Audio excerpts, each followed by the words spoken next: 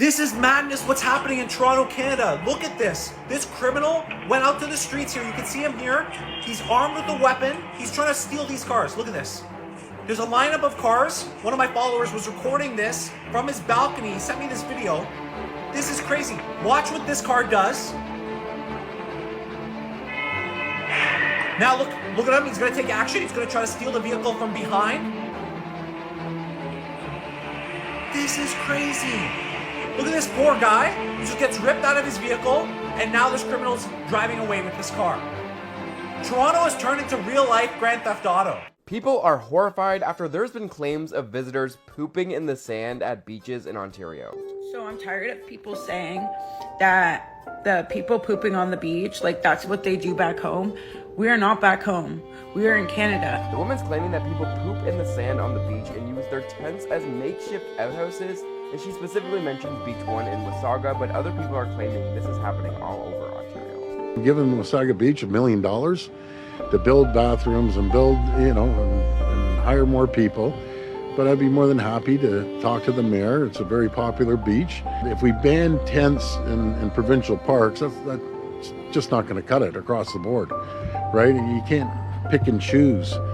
I think people are respectful enough that, folks, don't be pooping on the beach. Simple as that.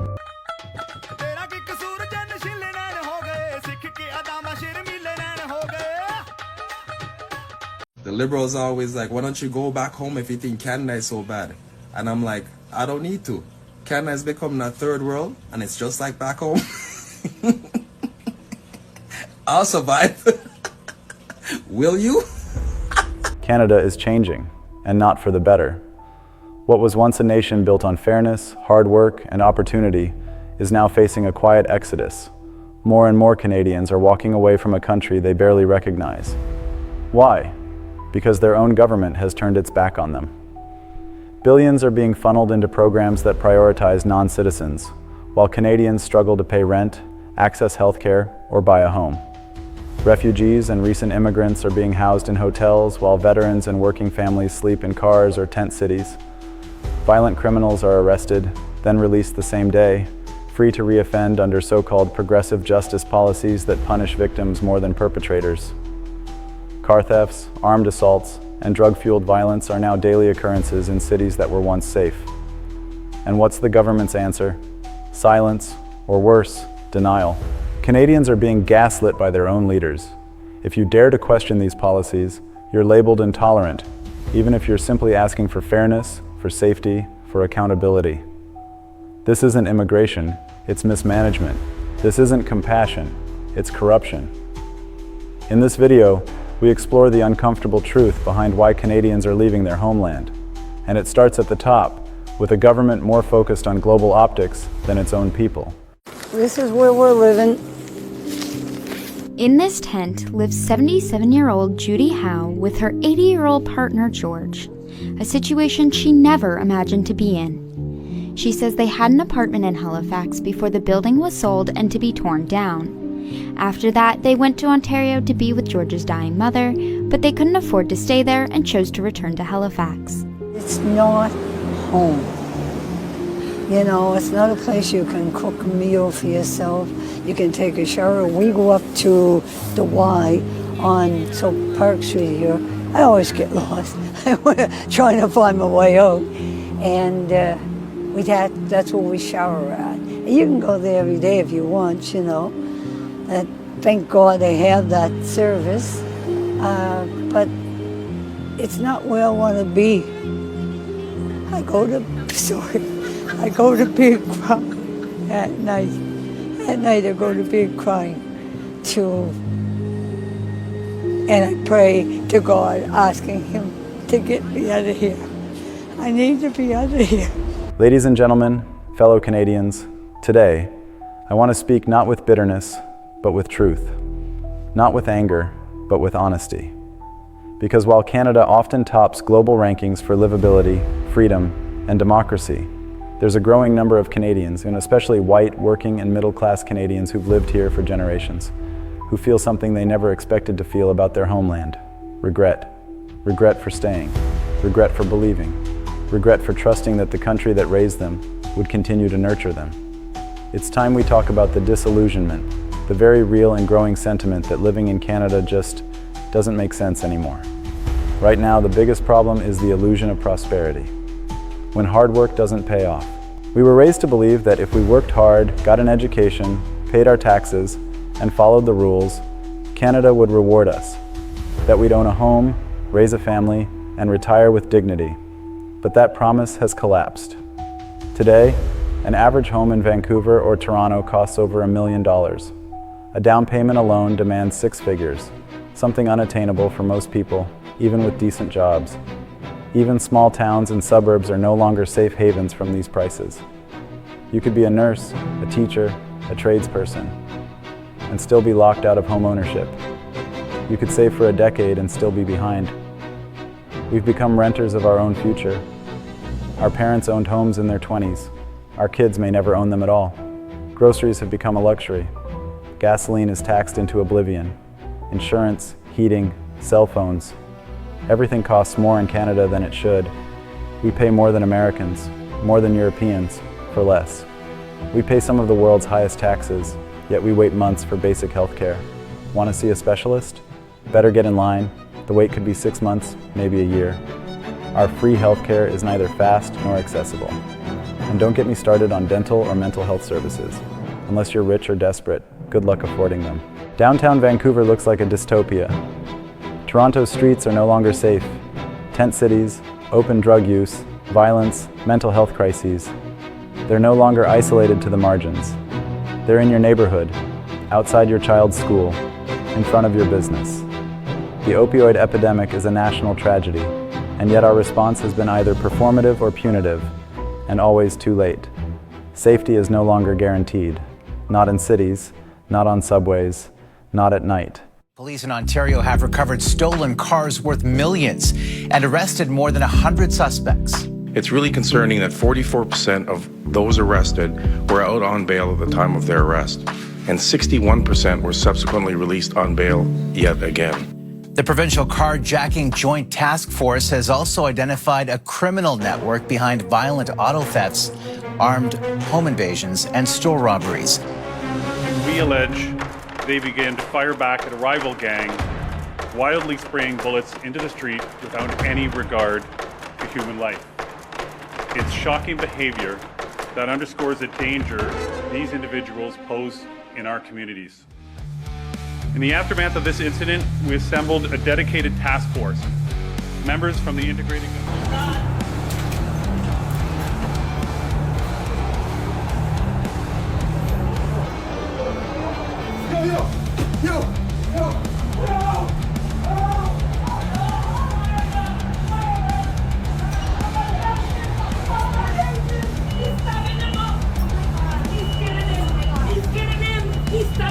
The violence showcased in some of these videos is baffling to 99% of Canadians.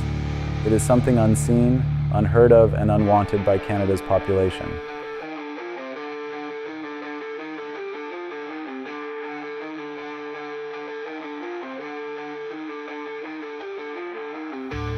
The catch and release programs mean there are literally next to no consequences for committing crimes of all sorts.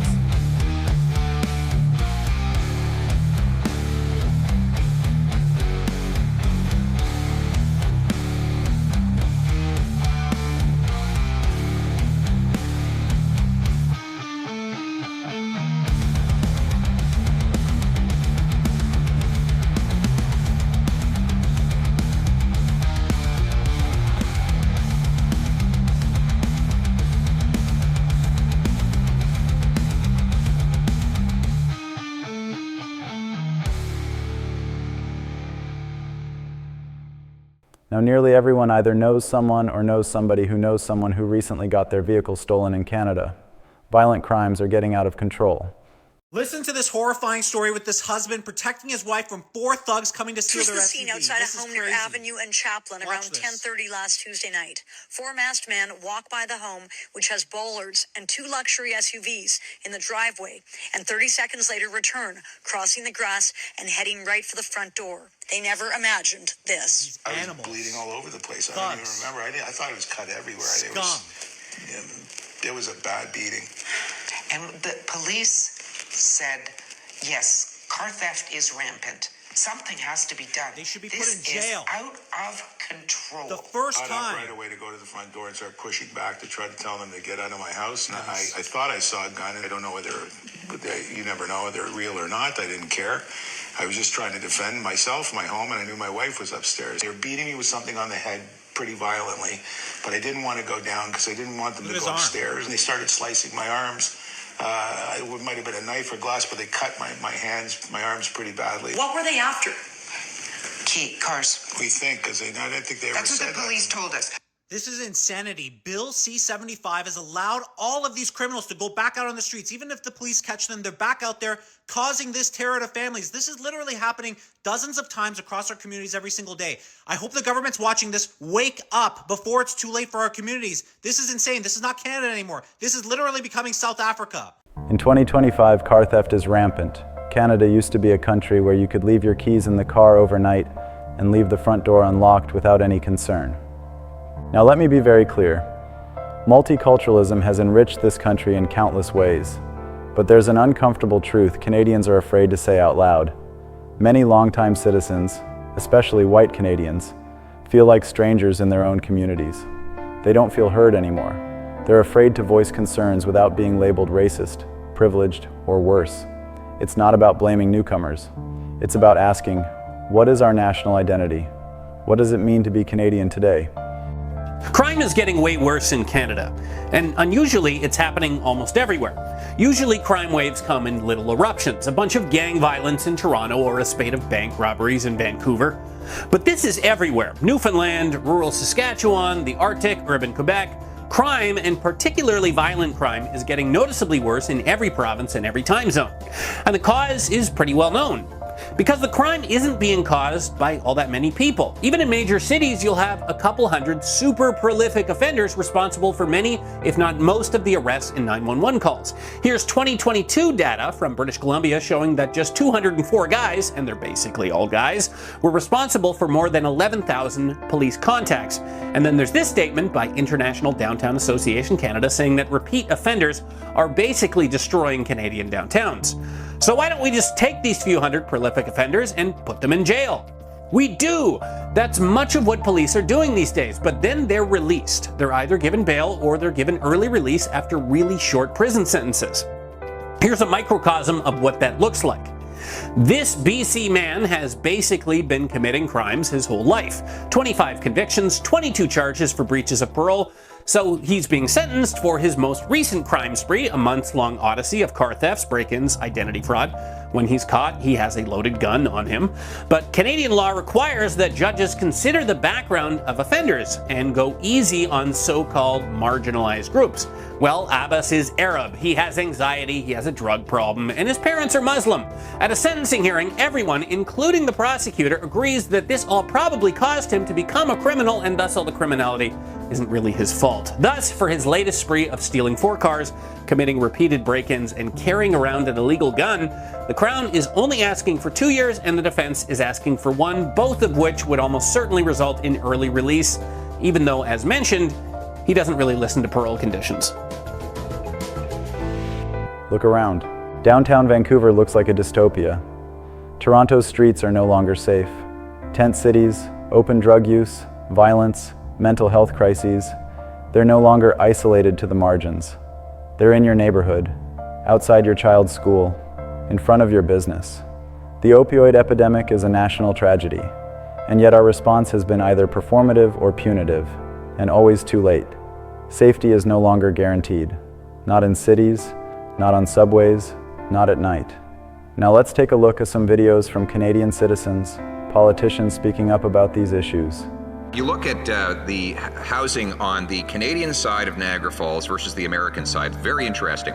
On the Canadian side, 3047 St. Patrick Avenue, you can get a tiny shack for $549,900. On the American side, you get a much bigger standalone home for $164,000. Wow. $549 on the Canadian side, $164 on the American side, both Niagara Falls. Why the discrepancy, Housing Minister? He talks about numbers, he talks about housing affordability. When it comes to housing supply, he's voted against measures to increase housing supply. When it comes to housing affordability and measures to help home buyers, he's voted against them. So we've established that on the American side, house prices are roughly half of what they are on the Canadian side. I've asked why multiple times. It can't be population. They have 10 times the people. It can't be land mass. They have less land than we do. The answer is that government gatekeepers block construction. He claims that he's doing something about that, but he has been in this role, and his prime minister has been in this job for 8 years. If they were going to solve the problem, they would have by now, but everything is worse. Did we go, right? The city of Vancouver has been tight-lipped. Officials say they're taking stock of housing options for people in the park, but have stopped short of confirming any mass eviction. Fire crews have been doing regular patrols. It's grown to 222 tents today, so this is... 1 year ago, I visited the infamous downtown east side in Vancouver after BC's decision to decriminalize every drug. All drugs are good and balanced. God made all drugs. 1 year later, what does the city of Vancouver look like today? People die. Man, I've been smoking crack all day. What are you smoking at? What is it, Ben? You can OD and die from taking a dragon, where with heroin, that would hardly ever put you down. Do you think if someone offered you like, yo, you want to get in detox right now, you take them up on it? No, because I don't think that works, man. Yeah. You have to be ready. The government controls the drug trade and always has. Sure. So let's make people like me the bad guy. Let's make the unwanted middle children the bad guy. There's lots of extortion. The women are actually the people that run the street, and they're all very mentally ill, and you don't know if you're just going to get clipped off the side of the head when you're just sitting there minding your own business. As we speak, this young man is pulling out the torch and he is going to light some meth. And it's done in the open. I mean, these people are insane. Mr. Speaker, Canada now has the dubious distinction of having a violent crime rate even higher than the United States. Just yesterday, 2 people were wounded in a stabbing attack in Vancouver. It's like Canadians have become numb to these stories. It's like they almost expect them day to day. So, your finance minister has pledged $500 billion of taxpayers' dollars to rebuild Ukraine. Wow. Imagine if we used $500 billion of taxpayers' money to rebuild Canada. I'm convinced Canada's the largest charitable organization in the world, and us tax donkeys, we're unwilling participants that have no choice. I agree with your video about immigrants. I work for the CRA. I talk to immigrants every single day who have just arrived in the country and haven't paid a single dime into the economy and call up asking why they haven't gotten their child benefits yet. Hilarious. That's actually hilarious, the balls that they have. They act so entitled and complain. And I have heard this from other CRA employees, at least they're consistent. They complain about processing times, which is the same for everyone. CCB is based on the income earned in their country. Added to the income earned in Canada for the entire year, it's almost always zero for both parents. They usually have upwards of 4+ young children, so they almost always get a maximum in benefit. The maximum. Like, we're talking $3,000+ per month, plus any provincial supplements. They usually work under the table or go on social assistance, so their tax returns remain at $0. They continue to receive tax-free salary. Basically, they can easily receive $37,000 to $40,000 per year just in CBB. Add in GST, CCR, BCC, ATC. Hang on, I gotta check what this is. Oh my gosh, the CCR? That's the carbon tax refund. They're getting the carbon tax credits and they're not paying anything. And then the BCC ACT, that's another carbon tax credit from the government of BC. Climate Action Tax Credit. This is actually sad. And these people are set. They live in Quebec. Sorry, if they live in Quebec, they also get the maximum in family allowance, get paid to take French classes. It's insane. There is a several month time frame. They are in a retroactive payment which can top $20,000 easily.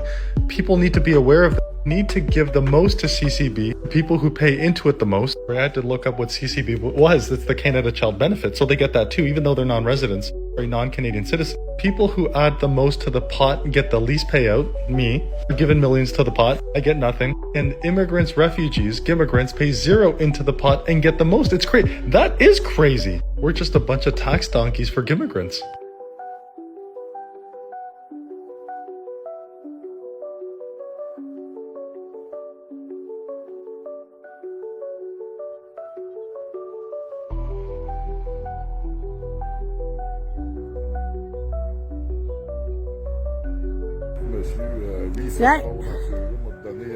Regardez ça, des chauffeurs de truck avec des tamoules de même, là, pis ça chauffe des trucks, pis ça tue du monde ici dans la Beauce. Hey, il a tout défait notre piste cyclable. On voit pas, là, mais c'est direct ça qui arrive. Ça, merci, monsieur. Ça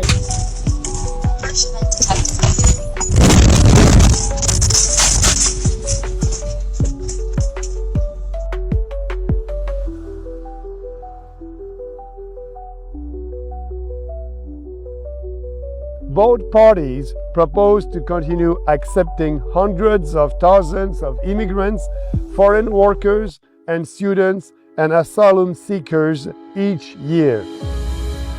Both parties propose to force cities to change their zoning regulations and to densify residential neighborhoods. In practice, this means transforming pleasant and quiet neighborhoods with backyards where children can play, to build apartment blocks that will welcome as many immigrants as possible. Both parties are proposing to get us more into debt and spend billions of dollars in order to subsidize home construction. They don't want to build more houses to help Canadians. They want to build more houses so that they can accommodate more foreigners in Canada. I didn't know the federal government was going to bring in over 500,000. Now we learn that those aren't accurate numbers. It's probably up to 700,000-800,000 are arriving. Like, I didn't get a phone call from the minister. I didn't get a phone call from the prime minister saying, surprise, surprise, we're dropping these many people into your province. And by the way, good luck, you deal with them. That's the reason we have to make sure that we use every tool in our toolbox to build homes.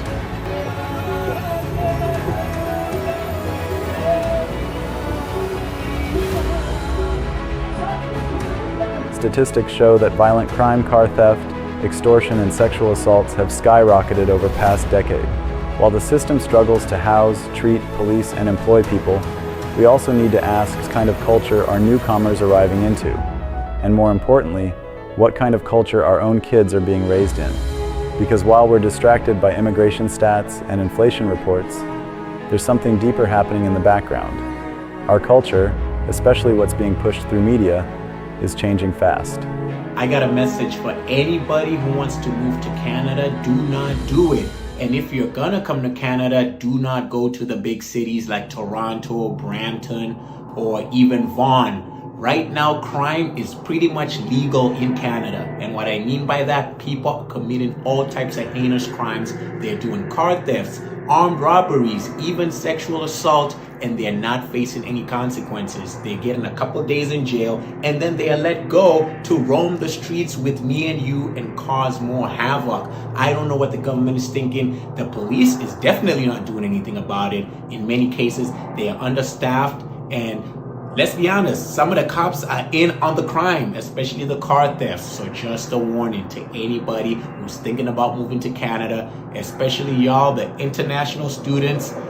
It ain't as good as it looks out here, man. Be careful and stay safe. Stay away from the big cities. Where are you from? From Italy. Is it still worth it to immigrate to Canada? It is not. It is not worth it anymore. Quality of life isn't the same anymore. You can't even buy a home. The cost of a home, what's the average cost right now? $1 million for a home, roughly? An immigrant that comes here that doesn't have a lot of money, how are they going to do that? They're going to be paying rent. What are some ways an immigrant can expect their life to improve after coming to Canada? I don't think it will. I don't think it will improve. Back in the day, yes, plenty of opportunity to do what you wanted. But even if an immigrant wants to start a small business, how many times do you hear difficulties that they face in trying to earn a dollar? In 2 days, I'm moving out of this damn city, and I could not be happier. Toronto used to be an amazing place to live, and now it's beyond garbage. It's crazy how expensive it is to live here. The average one-bedroom apartment rents for $2,600 per month, and oftentimes that apartment can be in really shitty conditions. Because of a lack of houses here, if you don't want to live here, there's going to be 20 other people lining up to rent it. Don't even get get me started on how bad public transit is in this city. The subway system is almost exactly the same as it was in 2002 when there were only 4 million people living here. Now we got more than 9 million people living here, and it's so ridiculously overcrowded. If you want to drive instead of taking the subway, then I hope you like traffic because you're going to be stuck in it pretty much all the time. Of course, the city keeps closing down roads for construction projects, which can literally last for decades. The people here are anti-finishing construction projects because things are always under construction, but nothing actually gets built.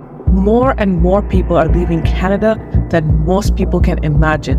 One of the biggest attractive things about Canada is its supposed free healthcare. Nothing is truly free. You're paying it with something. You're paying it with your taxes. And right now, it's one of the worst it has ever been. Like, you will wait months to even get an MRI. Unless you're about to die, they do not take you that seriously. Like, you have to be in an extremely emergency position to take it serious. In a position that where you just go to the emergency room. No, you can go to the emergency room and they'll make you wait 4, 5, sometimes 6 hours because outside you might be fine, but something's going on inside. So if they don't see someone crazy outside, they don't really come at you. And also there's a shortage. There's a shortage of doctors and nurses in Canada. Healthcare, although free, is coming at a cost, which is long wait times. And long wait times that we know with health is very dangerous if you have something really going on, okay? So that is something to keep in mind. The cost of real estate, food, gas, and etc. Has risen dramatically. Thirdly is healthcare. Many individuals don't have a doctor in Canada, and that's crazy. I was actually one of them. Fourthly is the high taxes. The government takes a big percentage of your money from your paycheck, and it goes to healthcare that isn't that great, and also to government programs that are not even benefiting a lot of people. Fifthly is school system. There's a reason why I'm homeschooling. I do not agree with a lot of things that they're doing in the public schools and Catholic schools. Canadians wish crime and high taxes were the only thing plaguing their society. However, the general consensus amongst parents with young children is that even the Canadian school system can no longer be trusted. A family can be made up in many different ways. It's called SOGI, for Sexual Orientation and Gender Identification, a curriculum that teaches public school students across Canada to celebrate the homosexual lifestyle and that gender is fluid. In other words, your gender is not dependent on what parts you were born with, but rather what you feel like in the moment. A dad in Canada was thrown in jail and fined $30,000 for misgendering his daughter. Yes, you heard me correctly, for calling his daughter his daughter. According to documents, Hooglin, the man who was thrown in jail, took legal action after finding out his then 13-year-old daughter was approved to start receiving testosterone. And get this, in British Columbia, according to the Infants Act, a minor can consent to their own trans treatment. This is a straight-up clown society. And to make matters worse, Canada was trying to send a message to all parents who don't agree with this bill. You go against us, and we will fine you and jail you. Comment below what you think about this case, and don't forget to follow for more real topics. You must have heard about the bizarre and growing phenomenon in our schools. That is drag queen story time. It's one of the most disturbing trends facing our country today. I'm happy to see protests at these events becoming larger and more common.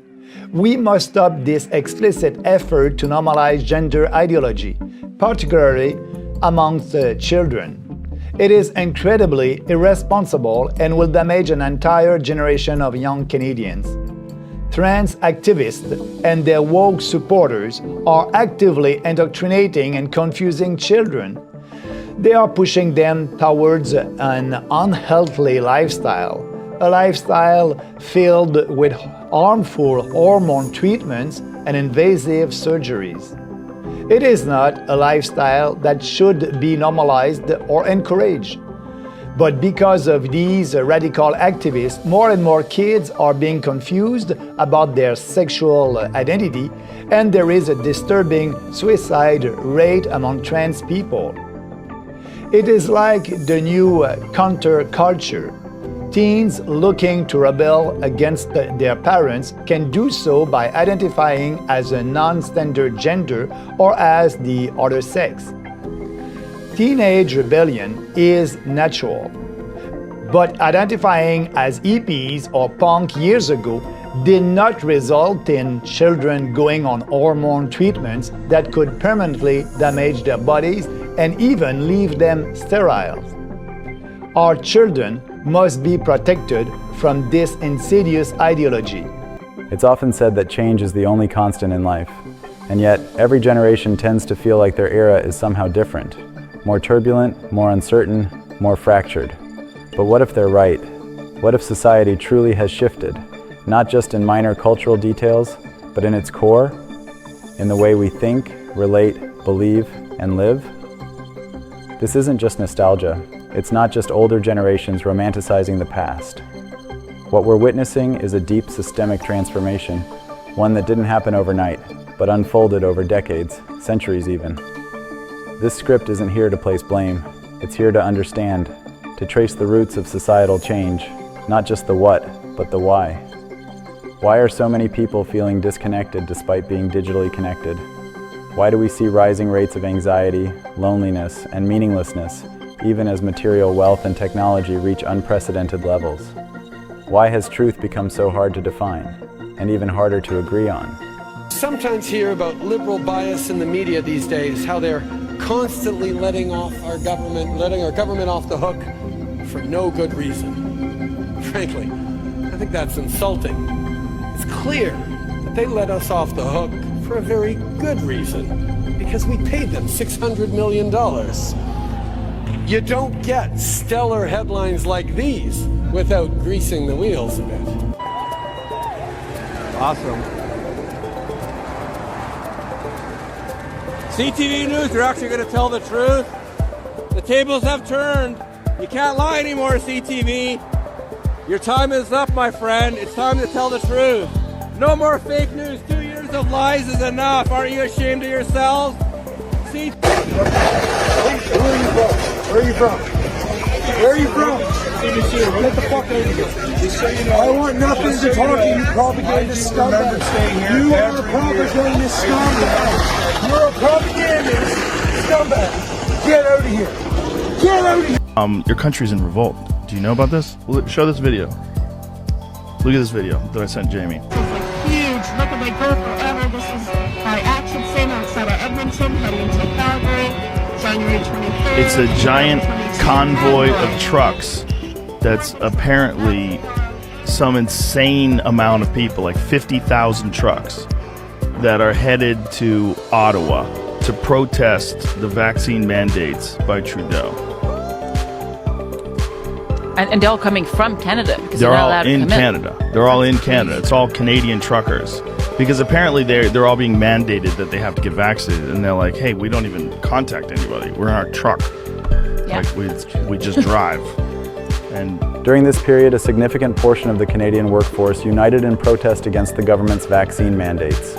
Citizens were being coerced into injecting a substance into their bodies or face losing their jobs. This mandate contradicted the fundamental values upheld in many households across the country.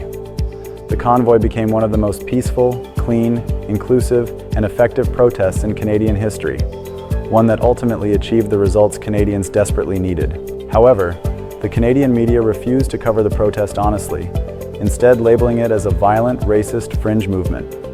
In response, everyday citizens, from garbage collectors and doctors to lawyers, police officers, firefighters, paramedics, and government officials took to live streaming the events on YouTube and other platforms.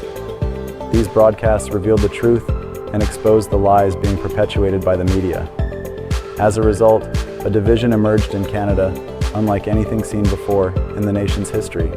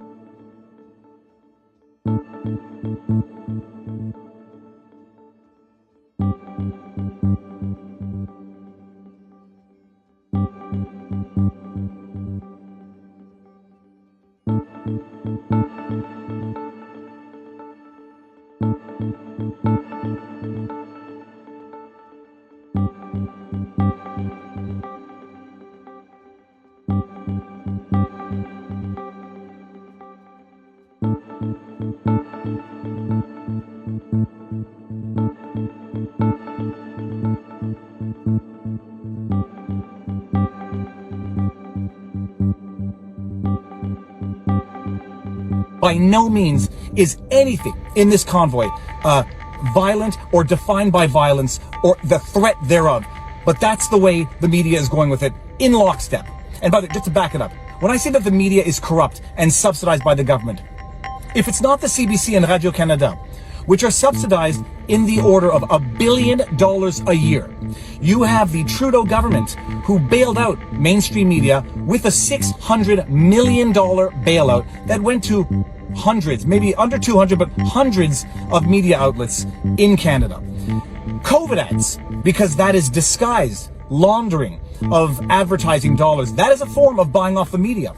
Run the narrative that we like, people, and we will use the government COVID advertising dollars to buy airspace on your networks so that you can survive, so that we can subsidize your operations with taxpayer dollars. That is what I mean when I say that the government has subsidized the media to buy them off and absolutely corrupt what they've been doing, which is exactly what they've been doing. The government buys off the media with direct financing in the order of $1 billion, with bailout money, and with the indirect money laundering of taxpayer dollars to buy COVID advertising to make sure that they carry the message that they want. And that message now is that this convoy are extremists, violent, threatening, CJA. Several people involved in the Freedom Convoy 2 years ago are suing the federal government now that the federal court has found the Emergency Act to be unconstitutional.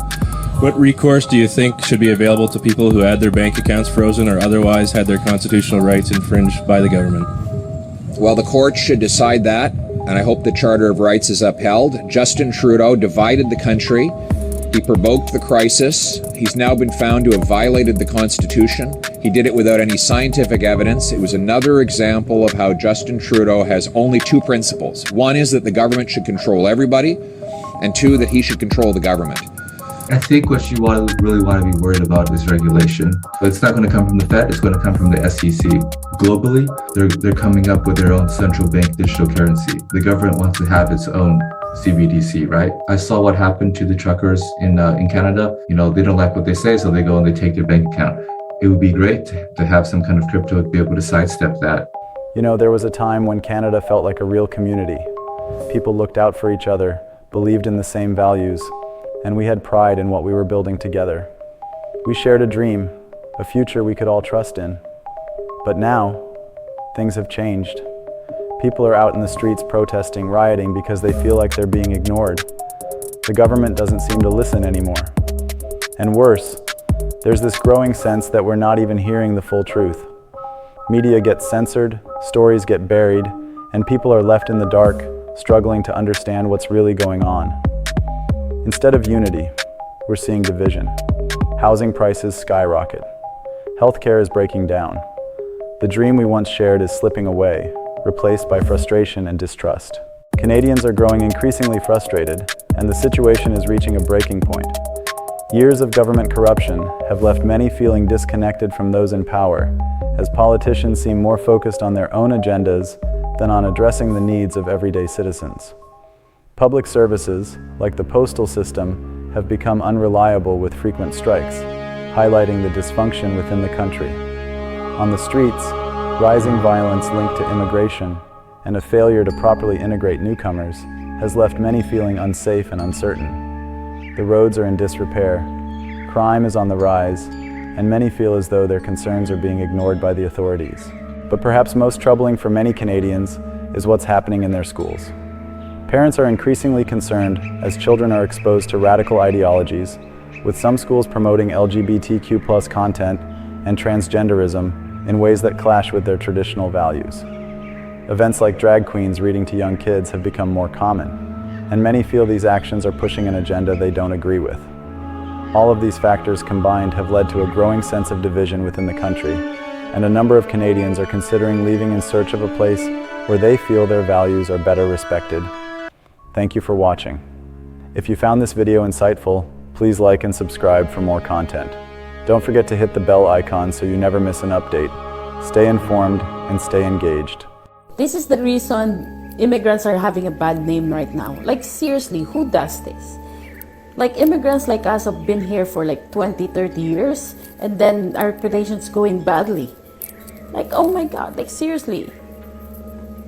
Who does this? Like, you don't see any white people doing this. In Canada, this in Niagara yesterday. Oh, you didn't even wipe it off. My God.